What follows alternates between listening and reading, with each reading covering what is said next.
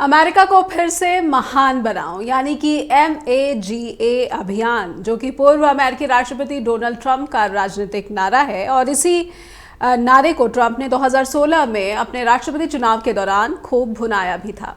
इस नारे को अब फिर से मजबूती मिल चुकी है।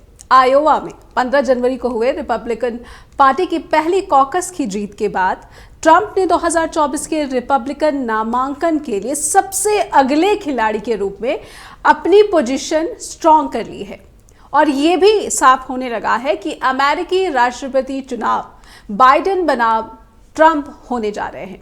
2024 को वैसे भी वर्ल्ड पॉलिटिक्स के लिहाज से काफी महत्वपूर्ण माना जा रहा है। अमेरिकी राष्ट्रपति चुनाव इनमें सबसे अहम है। अमेरिकी राजनीति पूरी दुनिया की राजनीति को प्रभावित करती है। भारत भी इससे अछूता नहीं है। तो क्या होगा अगर ट्रंप राष्ट्रपति चुने जाते हैं? क्या भारत के विश्वगुरु बनने के सपने को मजबूती मिलेगी या फिर मुश्किलें बढ़ जाएंगी? या अगर बाइडेन जीत जाते हैं तो इससे अमेरिका समेत पूरी दुनिया में क्या परिवर्तन आने वाले हैं? और क्या 2024 में होने वाले राजनीतिक बदलाव भारत को बड़े बदलाव के लिए मजबूर करेंगे? नमस्कार, स्वागत है आपका जस हिंदी टीवी पर। मेरा नाम है नेहा शुक्ला। आपका स्ट्रेट टॉक में बहुत बहुत हार्दिक अभिनंदन। तो ट्रंप ने पहली कॉकस आयोवा प्रांत में जीत ली है और क्या पूरी की पूरी वर्ल्ड पॉलिटिक्स पलटने वाली है? और कुछ सवाल और हैं जो स्ट्रेट टॉक के हैं आज के। ये सवाल क्या है आपके टीवी स्क्रीन पर कुछ इस तरह से है। सवाल है कि क्या अमेरिकी राष्ट्रपति चुनाव बाइडेन बनाम ट्रंप होने वाला है?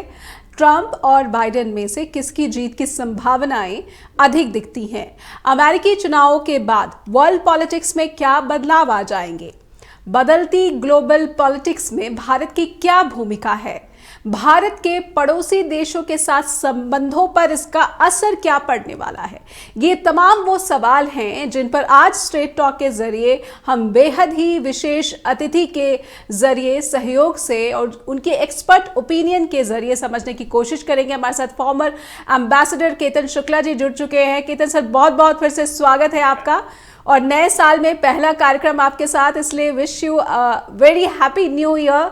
और यूएस में नए साल में तो पूरा पॉलिटिकल न्यू ईयर दिख रहा है। आयोवा प्रांत में जो विनिंग स्टार्ट मिल चुका है ट्रंप को, आप किस तरह से देख रहे हैं उनकी उम्मीदवारी के स्थिति को और अमेरिकी पॉलिटिक्स को? शुरुआत वहां से करना चाहूंगी सर, उसके बाद पूरे वर्ल्ड पॉलिटिक्स पर ये 2024 क्या असर छोड़ने वाला है, क्या पॉलिटिकल पाथ दिख रहा है, आपके जरिए हम समझने की कोशिश करेंगे।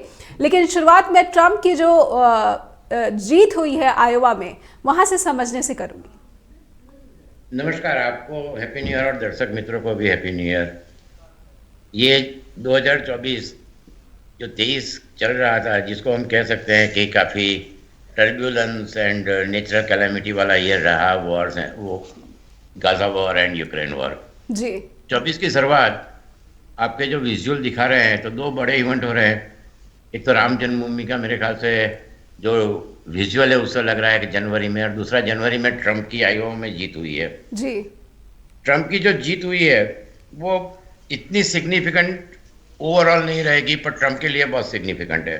क्योंकि आपको याद होगा कि लास्ट टाइम आयोवा में ट्रंप प्राइमरी हार गए थे और टेड क्रूज जीते थे, उनको 26% मिला था, रूबियो को 24% मिला था और ट्रंप को उससे कम मिले थे जी।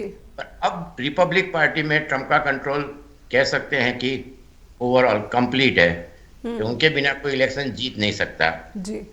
हम 8 महीने पहले मुझे याद है आपके साथ हम डिसेंटिस की बात कर रहे थे क्या होगा। वही अब हो रहा है कि ट्रंप 70% के आसपास है, डिसेंटिस उन्होंने काफी मेहनत की इसलिए सेकंड नंबर पे है, निक हाली थर्ड नंबर पे, बाकी दो किस क्रिस्टी और रामास्वामी दोनों ने ऑलरेडी विड्रॉ कर लिया है। इसमें यह है कि निक हाली के लिए नेक्स्ट जो होगी एम्पायर वो ज्यादा इंपॉर्टेंट रहेगी, पर ओवरऑल ट्रंप का ये जीतना 100% तय था। ये एक बहुत बड़ी अर्थ शेकिंग घटना नहीं है, ठीक है। पर ट्रंप की जो लास्ट 6 महीने से हम देखे तो उनके पर जितने फेलोनी चार्जेस लगे हैं, क्रिमिनल चार्जेस लगे हैं, अमेरिका के पहले प्रेसिडेंट है जिनका मॉकशॉट लिया गया है, और आगे जो केस कितनी गति से डिले कर रहे हैं, पर सुप्रीम कोर्ट में भी जाएगा। 2 स्टेट ने उनको बैलेट पेपर से उनका नाम निकाल दिया है। तो ये सब देखते हुए लगता है कि ये ट्रम्प के लिए एक बहुत बड़ा बूस्टर डोज है, जो हम कहे तो। बिल्कुल बिल्कुल। बाइडेन के लिए जो अभी लेटेस्ट सर्वे चल रहे हैं उसमें Biden and Trump neck to neck चल रहे हैं। ये एक थोड़ी डेमोक्रेटिक पार्टी के लिए ताजुब की बात है।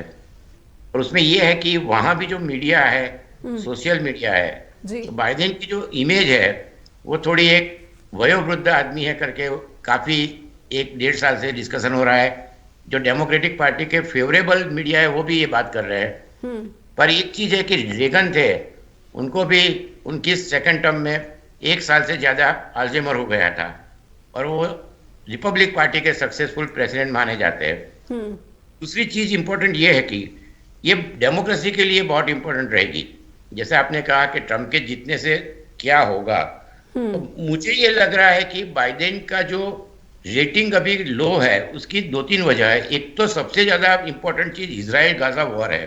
जो यंग जनरेशन है अमेरिका में, उनमें काफी जो कह सकते हैं कि उनकी जो वैल्यू है, तो वहाँ ये जो वॉर हो रही है तो उसमें बाइडेन ने सीज फायर अभी तक कराने में सक्सेसफुल नहीं हुए है। जी दूसरी चीज यूक्रेन वॉर काफी खींच गई है, और यूक्रेन वॉर में दिक्कत ये हो रही है कि एक फटीग आ रहा है, स्टेलमेट हो गया है। हम लास्ट टाइम हम सोच रहे थे कि शायद इस साल कुछ नतीजा, पर मुझे लगता है अगली साल तक भी ये चलता रहेगा। यूरोपियन यूनियन में प्रॉब्लम है कि जो अल्ट्रा राइट पार्टी है जी कई कंट्री में जीत रही है, और ये एक बड़ी ताज्जुब की बात होगी। पर जैसे कि नेदरलैंड अभी तक गवर्नमेंट नहीं बन रहा, स्वीडन, इटाली, फ्रांस में पेंशन में बड़ी स्ट्राइक चली थी, और जर्मनी में अभी बात चल रही है कि सीडीयू शायद फार राइट के साथ अलायंस आगे के इलेक्शन में कर दे। उनका 20% रेटिंग आ रहा है जी। और इस साल यूरोपियन यूनियन के 700 जो मेंबर ऑफ पार्लियामेंट है उनका भी इलेक्शन होने वाला है। हंगेरी में अल्ट्रा राइट कह सकते हैं, सर्बिया में भी अल्ट्रा नहीं पर फिर भी उनको राइटिस्ट कह सकते हैं।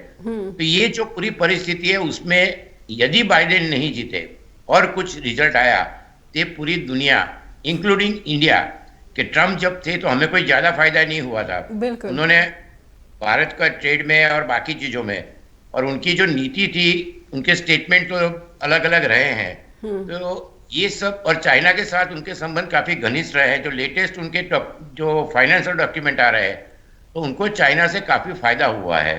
तो ये सब चीज देखते हुए डेमोक्रेटिक प्रेसिडेंट इंडिया के लिए हमेशा अच्छा रहता है। रिपब्लिकन से ओवर द इयर्स हम मानते हैं कि बहुत फायदा होता है, पर मुझे लगता है कि बाइडेन के लिए चांसेस इसलिए अच्छे हैं कि एक तो ट्रम्प का अभी एक जो लेटेस्ट केस चल रहा था, 3 दिन पहले उन्होंने आर्ग्यूमेंट की है, बड़ी इंटरेस्टिंग है कि प्रेसिडेंट को इम्यूनिटी है। उनके लॉयर ने कहा है कि वो अपने राइवल को भी मार सकते हैं। During the presidency he can kill even his opponent. इस तरह की जो आर्ग्यूमेंट चल रही है वो मुझे लगता है कि जो रिपब्लिक पार्टी में सेंसिबल पीपल है, जैसे कि डिक चेनी, ये उनकी जो डॉटर थी, ये क्रिस क्रिस्टी ने कहा है।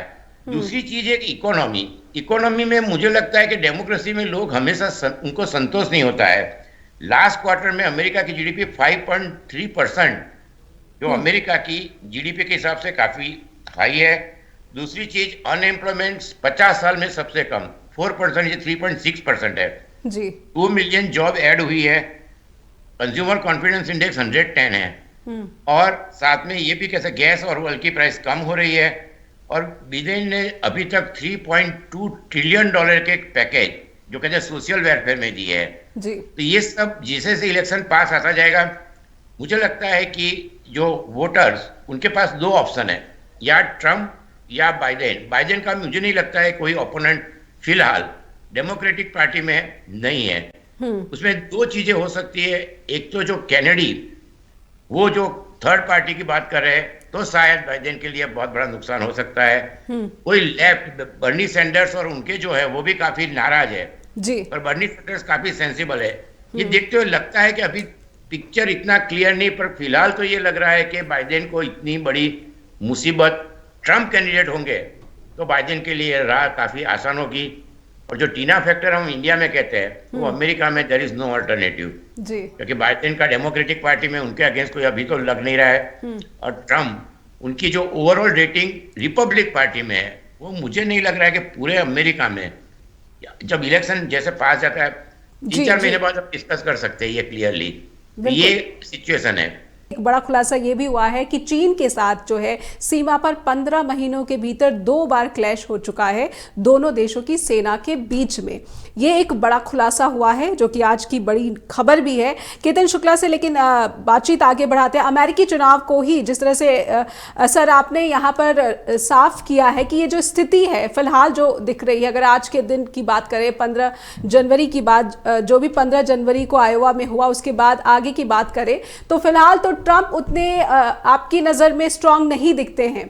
ऐसे में अगर बाइडेन को ही यही स्थिति फेवरेबल, जो आपने जो आप इकोनॉमी की बात कर रहे थे, आपने बेरोजगारी की बात की, लेकिन साथ ही साथ आपने जो चीन की बात की है उससे मैं जोड़कर देखना चाहती हूँ कि एक लहर हमने देखी रिपब्लिकन के जितने भी डिबेट्स हुए थे, जो डिबेट्स होते रहते हैं उसमें चीन को एक एनिमी की तरह प्रोजेक्ट किया गया है। क्या रिपब्लिकन इसी तरह से आगे बढ़ पाएगा? और जैसा आपने कहा कि ट्रंप के तो रिश्ते उतने ज़्यादा जो है बिल्कुल ही ओपोनेंट वाले नहीं थे चाइना के साथ, तो ऐसे में अगर ट्रंप अपनी पुरानी नीति पर चलते हैं तो क्या एक्सेप्टेंस पब्लिक की मिलेगी या फिर विद इन द पार्टी मिल पाएगी?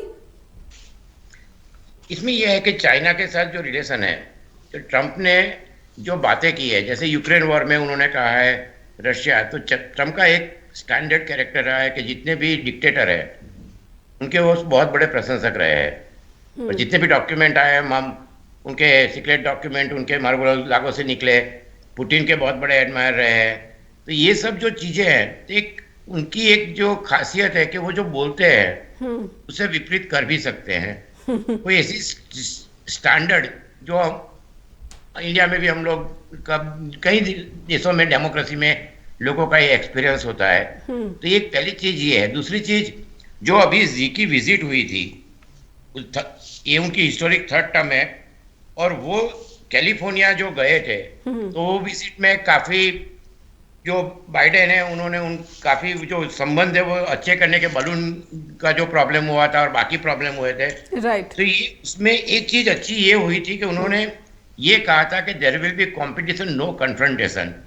अब जैसे ताइवान में भी इलेक्शन हो गया तो अमेरिका ने कहा we believe in China one policy, एक सीनियर लेवल डेलीगेशन भेजेंगे। तो ये ओवरऑल जो सिचुएशन है वो आज के दिन में चाइना और अमेरिका दोनों के लिए बहुत बड़ा एस्केलेशन हो जियोपॉलिटिकली, यूक्रेन वॉर हो, गाजा वॉर हो, वो दोनों देश के हित में नहीं है। चाइना का सबसे बड़ा प्रॉब्लम ये है कि उनकी इकोनॉमी काफी लड़खड़ा रही है, और उसमें एक चीज हम इसकी क्रेडिट बाइडेन को इसलिए दे सकते हैं कि उन्होंने जो यूरोपियन यूनियन और सबके साथ मिलके और टेक्नोलॉजी ट्रांसफर में और बाकी चीजों में कहा, आज के दिन में मैक्सिको और कनाडा चाइना की रिप्लेस करके अमेरिका के नंबर 1 ट्रेड पार्टनर हो गए हैं। इसका फायदा वियतनाम को भी हुआ है, इसका फायदा बांग्लादेश को हुआ है, और हमें भी हुआ है कि जो सेमीकंडक्टर चिप की जो फैक्ट्रीज आ रही है, तो इस हिसाब से चाइना की एक चीज चाइना की समझ में आ रही है, उनका एक तो जो डेट है वो बढ़ रहा है, और उनकी इकोनॉमी पहले जो 2 साल पहले थी इतनी अच्छी नहीं है, कोविड के बाद काफी है। तो इस परिस्थिति में चाइना कोई ऐसी हरकत नहीं करेगा। पर जैसे आपने कहा कि बाइडेन, तो इसमें 2 फैक्टर बड़े रहेंगे। एक तो गाजा वॉर का क्या आउटकम आता है, बिल्कुल, क्योंकि आज भी उन्होंने आयरन डोम, इजराइल में आज 50 रॉकेट फायर हुए थे, तो सीज फायर कब होता है और कैसे होता है वो बाइडेन के लिए इलेक्शन में काफी इंपॉर्टेंट रहेगा। दूसरी चीज यूक्रेन वॉर में अभी तो विंटर है, सो फरवरी मार्च तक कोई परिस्थिति ज्यादा गंभीर होने वाली नहीं है। पर जो अमेरिका की कांग्रेस है उसका एक इंपॉर्टेंट चीज आप देखोगे तो उन्होंने लास्ट मेरे ख्याल से 2 वीक हंटर बाइडेन की और बाइडेन की इम्पीचमेंट में बिगाड़े, पर अभी तक बजट के बारे में वो लोग बात नहीं कर रहे हैं। तो जो ओवरऑल पब्लिक की इमेज धीरे धीरे ये होती जाएगी कि रिपब्लिक पार्टी की पॉलिसीज क्या है। तो ये एक चीज है। तो ये 3 इसमें अभी से इलेक्शन का कहना कि ट्रंप जीतेंगे या नहीं जीतेंगे ये मुश्किल है, पर हाल अभी की परिस्थिति में बाइडेन के लिए इकोनॉमिक सिचुएशन बहुत अच्छी है। गाजा का भी मुझे नहीं लगता है कि 3 या 4 महीने में मसला कहीं ना कहीं सॉर्ट आउट हो जाएगा। और तीसरी चीज आपने ये देखी होगी कि जो ईरान है, तो ईरान एक, मैंने पहले भी कहा था कि जॉर्ज बुश ने कहा था कि डेविल टायर्ड ऑफ, तो इसमें अब ये होता जा रहा है कि एक नई एक्सिस बन रही है, ईरान, चाइना रशिया हमारा मित्र है, पर वो चाइना के इन्फ्लुएंस में उनको बिकॉज ऑफ यूक्रेन में रहना पड़ता है, और तुर्की। जी। ये परिस्थिति में ईरान एक ऐसा रफ स्टेट है कि उनके हिजबुल्लाह है, हमास है, हुतीज है, और साथ में इराक एंड सीरिया में भी उनके जो टेरर ग्रुप है उनको सपोर्ट करता है।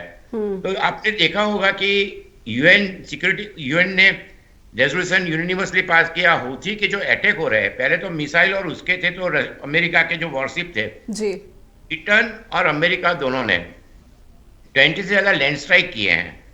तो अमेरिका ये नहीं चाहता कि ज्यादा एस्केलेट हो, और एट द सेम टाइम हमारे लिए भी ये इंपॉर्टेंट है कि जो सुएज कैनाल से ट्रैफिक कम हो रहा है, रेड सी से जो है, तो हमारी सप्लाई चेन हड़बड़ा सकती है। बिल्कुल। तो ये परिस्थिति जो हमारे फॉरेन मिनिस्टर अभी ईरान में है, तो चाहर पोर्ट की तो बात हो रही है। वो तो चाहर पोर्ट तो ऐसी बात है कि जो हमने एक डिकेड से बात कर रहे हैं, तो उसमें कोई अर्थ शेकिंग नहीं होगा। पर हौथीज को जो army military supply and financer वो ईरान कर रहा है, उनके सामने सऊदी अरेबिया है, अमेरिका है, पर अभी तक हौथीज को कंट्रोल नहीं कर पाए है। इस परिस्थिति में ईरान विजिट काफी हमारे लिए इंपॉर्टेंट रहती है। पर ईरान में एक चीज हमें हमेशा ध्यान रखनी चाहिए कि मार्च में बीजिंग में चाइना ने ईरान और सऊदी अरेबिया का एग्रीमेंट कराया है, और ईरान की जो इंपॉर्टेंस है जियो स्ट्रेटेजिकली बढ़ती जा रही है, क्योंकि हमारा ऑयल सप्लाई भी हॉर्मुज स्ट्रीट भी आता है, और चाइना का इन्फ्लुएंस ईरान में। अब फॉरेन पॉलिसी में ये रहता है कि कौन से कंट्री जो आप बातचीत करते हो वो तो अच्छी तरह होगी, पर जो इन्फ्लुएंस है वो चाइना की बढ़ती जा रही है, वो हमारे लिए थोड़ा गंभीर समस्या है। और मिडिल ईस्ट में भी आपको याद होगा कि कोहिरा समिट में इजिप्ट ने जब 40 कंट्री को बुलाया था गाजा समिट में, हम उसमें नहीं थे। तो ये सब परिस्थिति में हमारे लिए फॉरेन पॉलिसी में काफी चैलेंजेस रहेगी, और पर्टिकुलरली नेबरिंग कंट्रीज, क्योंकि नेबरिंग कंट्रीज में जो परिस्थिति है, जैसे आपने कहा, ये एकदम सही था कि ये जो 2024 है ये बिगेस्ट इलेक्शन ईयर है। राइट। आपको ताज्जुब होगा कि ये जो इलेक्शंस होंगे वो इंडिया की फॉरेन पॉलिसी को इम्पैक्ट करेंगे, और हमारे यहाँ ये हो रहा है कि domestic policy rather than geopolitical events will be major factor in 2024, क्योंकि हमारे यहाँ भी मार्च में शायद इलेक्शन डिक्लेयर हो जाएंगे 2024 में जी। और ये जो इलेक्शन 60 कंट्री में इलेक्शन हो रहे हैं नया जी, जिसमें दुनिया का 25% population, nearly 2.32 billion people will vote, और इसमें साउथ एशिया आता है, ग्लोबल साउथ आता है, P5 कंट्रीज आता है। उसमें इंपॉर्टेंट इलेक्शन जो हो गए हैं, सबसे पहले हम देखें तो बांग्लादेश के अवामी लीग में longest now women head of state बनेंगे, और ये जो इनकी जीत हुई है, पर अमेरिका ने, यूरोपियन यूनियन ने इसके अगेंस्ट काफी अपने प्रोग्राम भी किया था कि जो सैंक्शन लगाए थे, तो इसके साथ हमारे ताल्लुकात अच्छे रहेंगे। उन्होंने कहा है कि India is our most trusted friend, और उनकी जो स्ट्रीक है वो थोड़ी अथॉरिटेरियन है। तो अवामी लीग के साथ बांग्लादेश का साथ इलेक्शन का कोई ज्यादा फर्क नहीं पड़ेगा। पर दूसरा महत्वपूर्ण इलेक्शन जो हुआ वो माले का हुआ है। माले ने एंटी इंडिया फ्लैंक पे इलेक्शन जीते हैं। पहली विजिट उनकी हमेशा इंडिया होती थी जी, उनकी जगह वो तुर्की गए। फिर उन्होंने जब कोप 28 में मीटिंग हुई तो हमारे सोल्जर वापस लेने की बात की, और उसके बाद वो जो बीच में गैप थी उसमें मुझे लगता है कि कुछ इस तरह की घटनाएं नहीं होनी चाहिए थी, और संबंध सुधार के उनको पहले इंडिया बुला लेना चाहिए था जी। अब लक्षद्वीप में इंफ्रास्ट्रक्चर कब बनेगा, कब वहां का टूरिज्म बढ़ेगा, वो $1 मिलियन क्वेश्चन रहेगा जी। तो इसमें एक चीज जी, आप बात पूरी कर ले जी।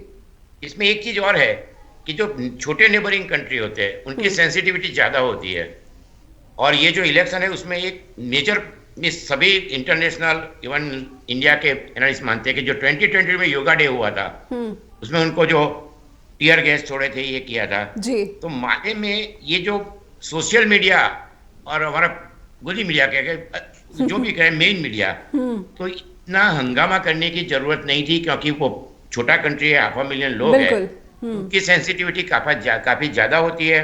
और आप 3-4 महीने बाद देखोगे तो टूरिज्म में जो हमारे 2,15,000 जा रहे हैं, इतने रशिया के भी जाते हैं, जी। चाइना के 1,81,000 जाते हैं, तो मुझे लगता है कि इंडिया के लोग 10-15,000 20,000 एंड ऑफ द ईयर कम होंगे चाइना करीब। तो ये उनकी पूरी इकोनॉमी जी जी। पर चीज है कि जो उन्होंने अभी कहा कि मार्च का डेडलाइन भी दे दिया। ये हमारे साथ फॉर्मर एम्बेसडर केतन शुक्ला जी जुड़े हुए हैं लगातार। सर, मैं आपसे समझना चाहूँगी कि आपने जो उदाहरण पेश किया है माले का है, चीन का है, लेकिन मैं ये समझना चाहती हूँ कि जब यूएस पॉलिटिक्स में जो भी होता है और इसका भारत की विदेश नीति पर भी असर पड़ता ही पड़ता है, लेकिन वर्तमान में जो गुटनिरपेक्ष एक फॉरेन पॉलिसी के साथ आगे बढ़ते हुए जयशंकर जी दिख रहे हैं, अभी ईरान की यात्रा पर भी गए हैं और आपकी भी जाहिर सी बात है आपने बहुत ही बारीकी से इस यात्रा को देखा होगा। चाबहार पोर्ट को लेकर, देरी को लेकर जो ईरानी राष्ट्रपति हैं उन्होंने जो बात कही है, कहीं ना कहीं तंज कसा हुआ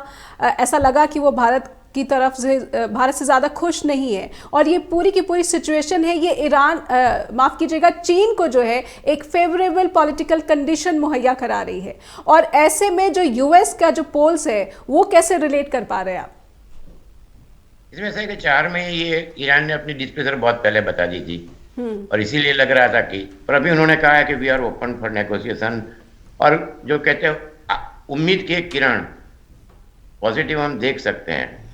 अमेरिका का इलेक्शन काफी इंपॉर्टेंट रहेगा क्योंकि ट्रंप की जो पॉलिसी है वो पॉलिसीज किस तरह जाएगी ये अभी हमें एनालिसिस करना बहुत मुश्किल रहेगा। ठीक है। क्योंकि वो उनकी जो उन्होंने फिनलैंड में बहुत साल पहले कहा था कि I trust Putin more than the CBI अरे CIA एंड माय FBI। तो यूरोपियन यूनियन का पूरा स्टैंड चेंज हो सकता है। तो इस परिस्थिति में उनका आगे जाके चाइना के साथ क्या वलन रहेगा। उनके टाइम में चाइना में सैंक्शन लगी थी पर ट्रेड काफी बढ़ गया था। बिल्कुल। बाइडेन के आने के बाद चाइना के ऊपर जो टेक्नोलॉजी पर्टिकुलरली चिप्स और उसमें यूरोपियन यूनियन और अमेरिका ने जो स्टेप लिए हैं, तो एक फॉरेन पॉलिसी में जो क्लैरिटी होगी उसके बारे में अभी से डिसाइड करना बहुत मुश्किल रहेगा। दूसरी चीज ये है कि ईरान के साथ उन्होंने एक अब्राहम एकॉर्ड कराया था कि जो ये पूरे फसाद की जड़ है वो अब्राहम एकॉर्ड है कि पैलेस्टीनियन डेस्परेट हो गए और फिर हमास ये जो गाजा वॉर हुई जी। तो ये अब्राहम एकॉर्ड का भी जो उन्होंने जेरूसलम को डिक्लेयर कर दिया, वेस्ट बैंक में जो कहते हैं कि सेटलमेंट बढ़ गए, तो ये सब चीजें इस पूरी जियो पोलिटिकली नेतन्याहू के अच्छे सपोर्टर है, तो ये पूरा जो है मामला और उलझ सकता है। तो मेरे ख्याल से इस टॉपिक पे हम 4 या 5 महीने बाद डिस्कस कर सकते हैं कि अमेरिका का पूरा इलेक्शन किस डायरेक्शन में जा रहा है।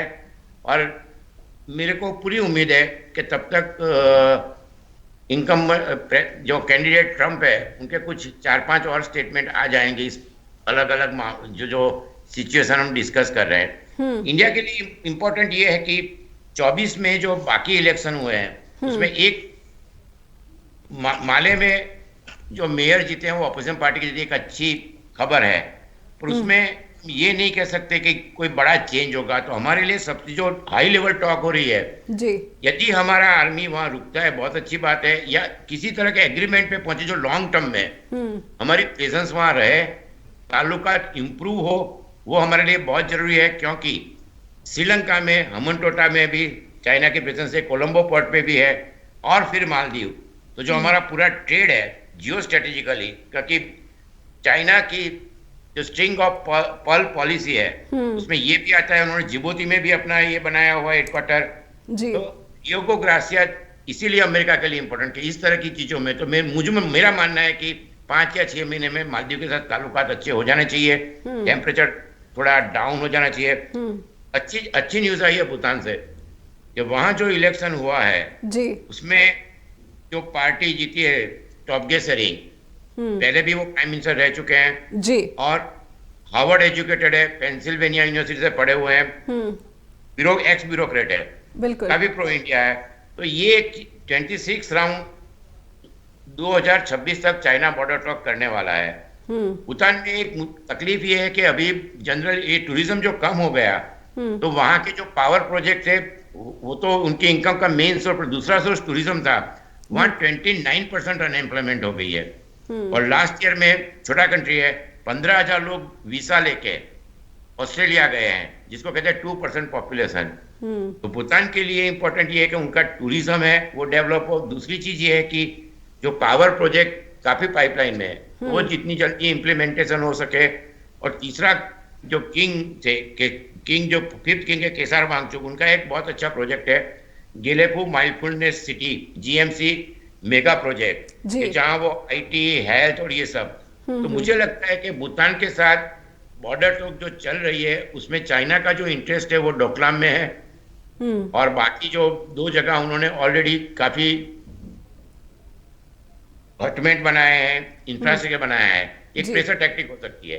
तो ये भूटान का पावर प्रोजेक्ट जितनी जल्दी हो सके उतना हमें इंप्लीमेंट करने चाहिए। टैरिफ यदि बढ़ा, ग्रांट इनवेट बढ़ा सकते हैं। और ये जो GMC प्रोजेक्ट है, ये सब प्रोजेक्ट 1 या 2 साल में, क्योंकि नए प्राइम मिनिस्टर है वो अनएम्प्लॉयमेंट कम करना चाहेंगे, GDP इंक्रीज करना चाहेंगे। छोटा कंट्री है, कोई बहुत बड़ा इन्वेस्टमेंट नहीं होगा। ताइवान, ये भी एक अभी इलेक्शन हो गया है, चौथा। ताइवान में बहुत अच्छा हुआ है, डेमोक्रेटिक प्रोग्रेसिव पार्टी के लाई चांगती इलेक्शन 40% से जीते हैं। तो ये मुझे लगता है कि हमारे लिए अच्छी बात रहेगी। ताइवान इंडिया में काफी इन्वेस्ट करना चाहता है, पॉलिसी उनकी सेम रहेगी। और बाइडेन ने कहा है कि 1 चाइना पॉलिसी है, पर बहुत जल्दी उनका कोई ना कोई डेलीगेशन ताइवान जाएगा। 2 अच्छी खबर है, नेपाल के साथ संबंध हमारे जो है काफी इंप्रूव हो सकते हैं। 10,000 मेगावाट का एक पावर प्लांट अभी साइन हुआ है जी। तो ये यानी यानी माले को अगर छोड़ दिया जाए तो एक एक करके जो भारत के पड़ोसी मुल्क हैं वहां पर जिन सरकारों का चयन हुआ है, या फिर नेपाल की ही बात कर ले, तो एक इम्प्रूवमेंट दिख रही है। और ऐसे में भारत किस तरह की ग्लोबल पॉलिटिक्स करता हुआ दिख रहा है। ईरान में जो बातें दिख रही हैं उससे जाहिर सी बात है अमेरिका खुश नहीं है।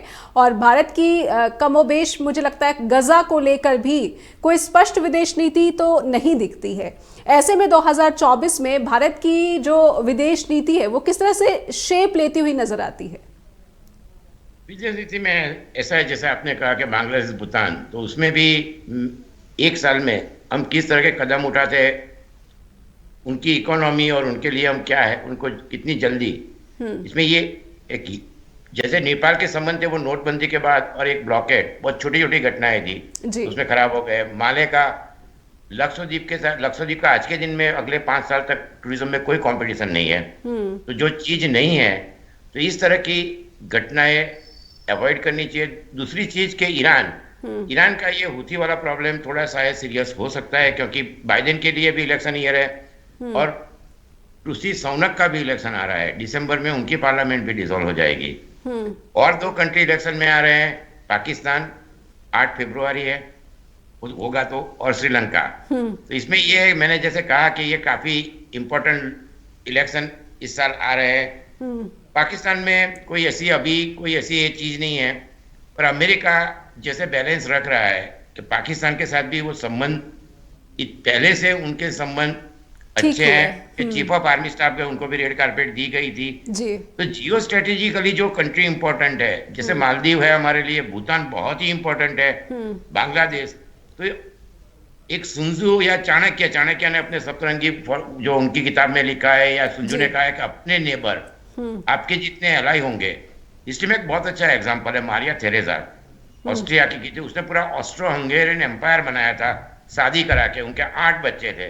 तो जो अलायंसेस होते हैं, और वो एम्पायर इतना बड़ा माना जाता था कि एब्सबर्ग एम्पायर पूरा। तो ये है कि आसपास के जो पड़ोसी है उनके साथ संबंध जितने अच्छे हो, आपके एलाई हो, तो आपको इकोनॉमिकली, फाइनेंशियली, की geostrategically and military all point of view काफी फायदा होता है जी। तो हम उम्मीद रख सकते हैं कि अगले 6 महीने में हमारे संबंध माले के साथ सुधर जाएंगे, पाकिस्तान शांत रहेगा। चाइना का एक चीज हमेशा हमें याद रखनी चाहिए जी, कि पंचशील हुआ था, हिंदी चीनी बाय बाय हुआ था, 60 में भी हमने बहुत बिटर लेसन सीखा था जी। और चाइना की जो फॉरेन पॉलिसी है, सलामी स्लाइसिंग, उनका जो एक एम्बिशन है मिडल एम्पायर का, जो प्रेसिडेंट जी की एक तो क्या कहते, जैसे पुतिन ग्रेट रशियन एम्पायर बनाने गए थे, पर वो उनके जितनी बड़ी गलती करे ऐसी मुझे कोई उम्मीद नहीं है।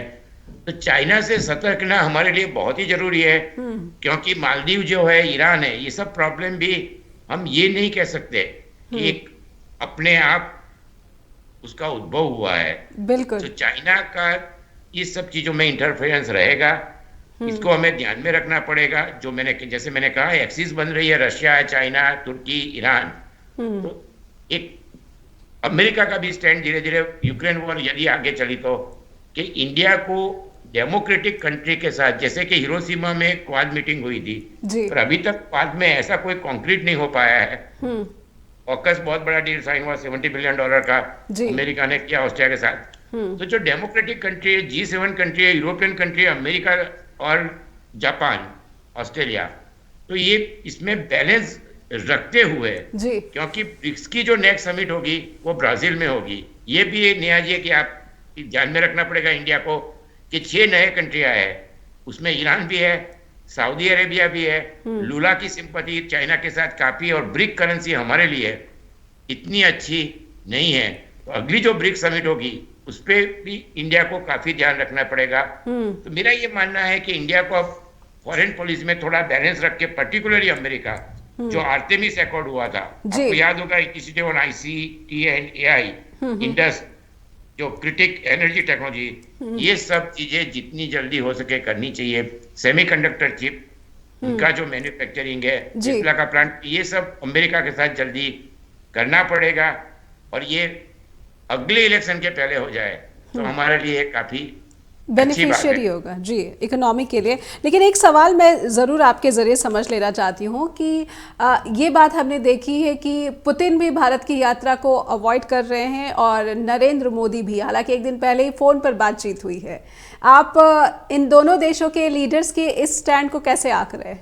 अच्छी बात है, मेरे ख्याल से ये अच्छी बात है। पुतिन के लिए अच्छी बात है कि वो चाइना को नाराज नहीं करेंगे। हमारे लिए अच्छी बात है कि अमेरिका और यूरोपियन यूनियन और G7 कंट्री, डेमोक्रेटिक कंट्री, नाराज नहीं होंगे। जो अभी 10 years of belt and road initiative हुआ था, वहां पुतिन चाइना गए थे जी। तो पुतिन साउथ अफ्रीका जाए, चाइना जाए, ब्राजील जाए, उससे हमें कोई नुकसान नहीं है।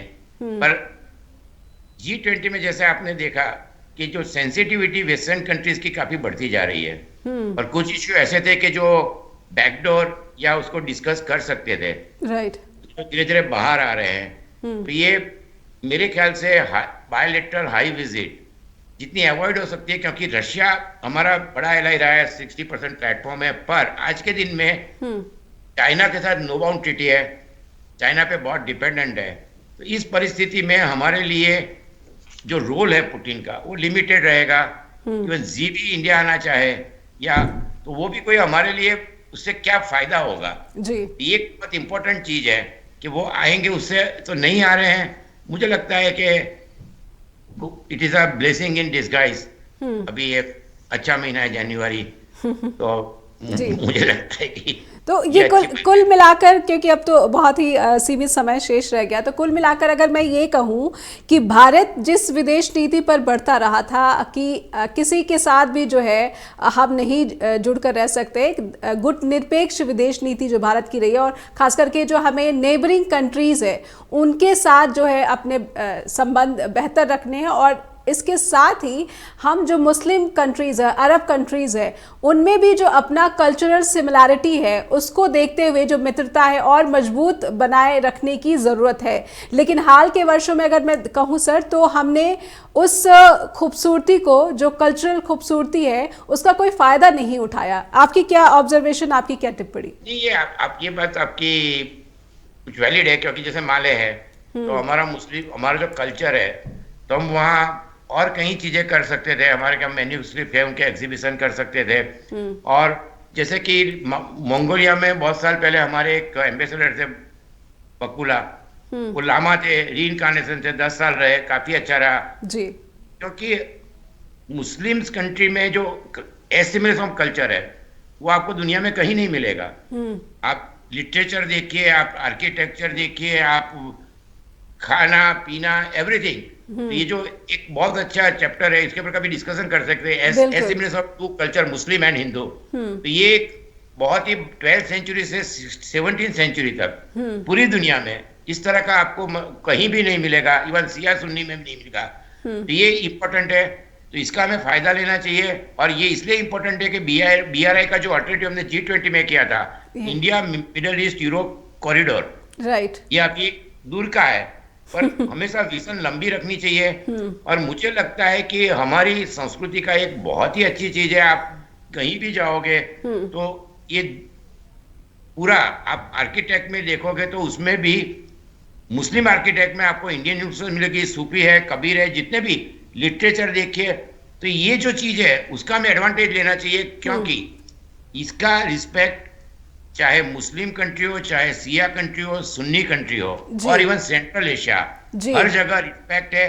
और यही हमारी TRP है हमारा, और ये हमें चीन के मुकाबले जो है बेहतर स्थिति में रखता है। नहीं, चीन का मैं कहता हूँ बुद्धिज्म, इवन आप बुद्धिज्म देखिए तो भी इंडिया का, तो हमारा जो वर्ल्ड में जो इमेज है वो एक ऐसा रिलीजन है कि जहां आपको एक मैं एल बासम का वर्ड कोट करता हूं कि there is no single civilization which is surviving till date. India is the only civilization since 4,000 years back. The prayer in Vedas, a poor farmer on Ganges doing the same thing, and they have absorbed Sak, Kusan, Mongol, even Central Asia, slave dynasty, Greek, सभी को assimilation हुआ है कि आज के दिन में कोई ये नहीं कह सकता he is not Indian. And that is a beauty. बिल्कुल, ये हमारा इतना बड़ा पॉइंट है, उसको हमें मेरे ख्याल से विश्व गुरु बनना है, तो ये हमें इन सबको जो है और धार देनी चाहिए। ये सारी जो सांस्कृतिक धरोहरें हैं भारत के साथ, इनको और धार दिए जाने की जरूरत है और इनका सही तरीके से इस्तेमाल किए जाने की जरूरत है। बहुत बहुत धन्यवाद करना चाहूंगी। जी जी, समय समाप्त हो गया। केतन सर, बहुत बहुत धन्यवाद कि आपने समय निकाला, स्ट्रेट टॉक के साथ जुड़े। उम्मीद करती हूँ कि दर्शकों को आज की जो हमने बातचीत की है उससे बहुत स्पष्टता हुई होगी कि भारत जिस ध्येय को साधने की कोशिश कर रहा है कि हम विश्व गुरु बनेंगे, उस विश्व गुरु के ध्येय में क्या क्या अड़चने हैं। और US में जो इस समय चल रहा है, प्रेसिडेंशियल जो पोल्स हो रहे हैं, ये भी बहुत मैटर करता है। इसलिए पल पल की जानकारी हम लगातार स्ट्रेट टॉक के जरिए चर्चा करके आप तक पहुंचाते रहेंगे कि जो सिचुएशन है, पॉलिटिकल कंडीशन है, वो क्या कहती है और इसके क्या मायने ग्लोबल पॉलिटिक्स के संदर्भ में निकल कर आ रहे हैं। बहुत बहुत धन्यवाद। info@justbroadcasting.com और neha@justbroadcasting.com पर आप हम तक अपना फीडबैक अवश्य पहुंचाते रहिए। फिर होगी मुलाकात, अपना ख्याल रखिए। नमस्कार।